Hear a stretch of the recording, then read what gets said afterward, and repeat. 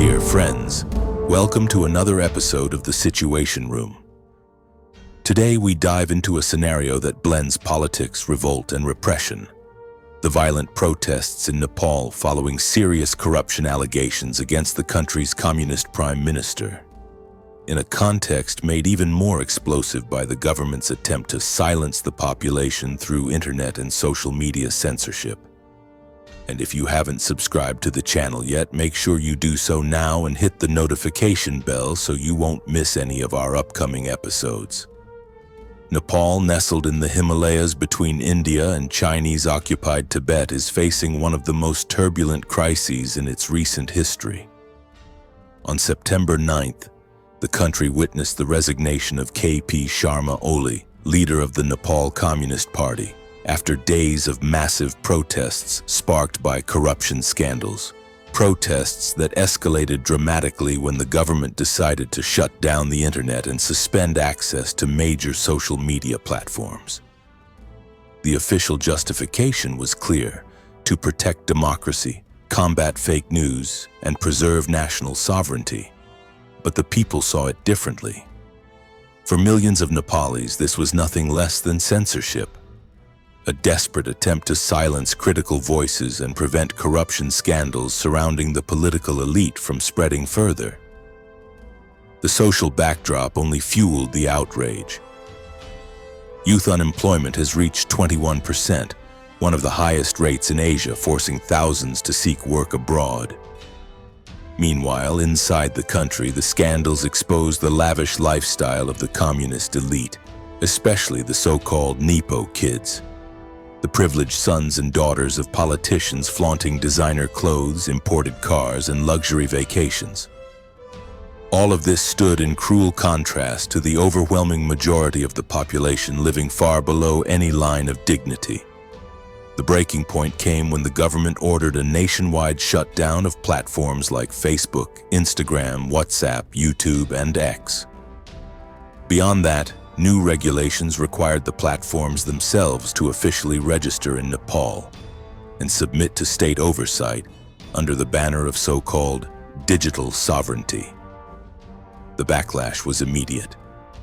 Students, workers, and entire families poured into the streets, transforming years of frustration into collective fury. At first, the demonstrations were peaceful, but the regime's response was swift and harsh. Police fired rubber bullets, tear gas, and in some cases even live ammunition. The toll was tragic. 19 confirmed dead and hundreds injured. What might have been contained through dialogue quickly spiraled into violence. It didn't take long before the anger spilled over into outright hostility toward the political establishment. Protesters set fire to party headquarters, parliamentary buildings, and even the homes of ministers. Within hours, the capital and other strategic cities were engulfed in flames, chaos, and fear. Nepal, already weakened by deep-rooted inequalities and chronic political instability, seemed to be sinking into a crossroads with no way back. Even after the government lifted the social media blackout, believing the gesture might calm the unrest, the protests not only continued but grew even stronger. Now there was a single, clear demand echoing through the streets of Kathmandu and across the nation: the immediate resignation of Prime Minister K.P. Sharma Oli. The pressure became unbearable. Surrounded by a wave of demonstrations escalating in both size and violence, Oli announced his resignation in a public letter. It was meant to sound like an act of responsibility, but to many it seemed like a desperate last-minute attempt to save himself. Other ministers quickly followed, stepping down as the government collapsed. Many fled the capital aboard military helicopters escorted by the army, desperate to escape the rage of the crowds. Others were not so lucky. Captured by demonstrators, they were beaten and humiliated in public. Scenes of collective vengeance reminiscent of some of the darkest moments of popular uprisings around the world. Nepal, now without its head of government and with much of the cabinet scattered, sank into an atmosphere of absolute uncertainty. Inside Parliament, debates began over creating an interim government and the possibility of calling early elections. Yet no consensus has been reached on how to manage the transition. While politicians argue, the people remain in the streets, unconvinced by promises and unwilling to believe in change without concrete action. Ali's resignation, though historic, does not solve the deep-rooted problems that brought the country to this breaking point. Endemic corruption, woven into the fabric of the political system, continues to erode public trust. Social inequality grows wider by the day, feeding resentment between the ruling elite and the common people. And above all, an entire generation of young Nepalese faces a bleak horizon, plagued by unemployment, stripped of opportunity, and increasingly determined to leave home in search of a future abroad. This ongoing brain drain may only intensify, condemning the nation to deeper stagnation.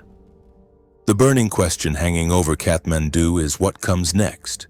Nepal could, in theory, seize this moment as a historic opportunity, pursuing bold reforms, rebuilding trust, and opening a new chapter of stability.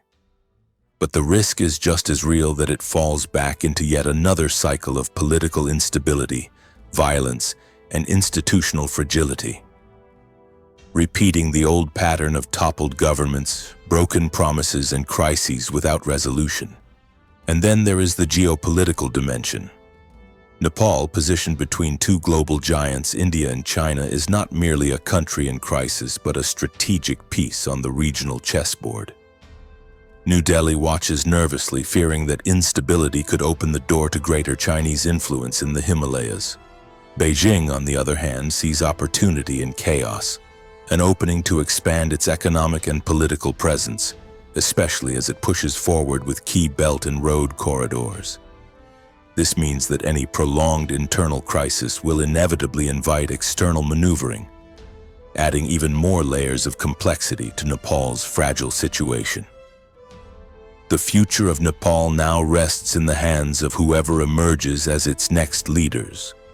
But the central question remains: will they have the courage and capacity to meet the people's urgent demands with concrete measures? Or will they simply continue the cycle of privilege, corruption, and empty promises? This moment requires not just words, it requires immediate action. And to you watching this episode, will this popular uprising be remembered as a new beginning for Nepal, or just another chapter in its long history of instability? Share your analysis in the comments and join the debate. And if you haven't already, subscribe to the channel, hit the notification bell, and stay tuned for our upcoming episodes.